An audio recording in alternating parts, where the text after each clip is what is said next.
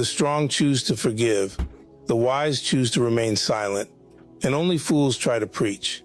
In other words, smart people don't need to be taught, ignorant people can't be taught, and stubborn people won't listen. Restrain yourself from trying to correct others or attempting to change them. It's incredibly difficult to persuade an adult because the lessons they didn't learn in their 20s or 30s won't suddenly take effect just because you try to instill them. Understand that the only things that can truly make someone wake up and see the world clearly are experiences of loss, regret, and pain. Nothing else. In the world of adults, there is only filtration, not education. What can persuade someone has never been reasoning, but stumbling.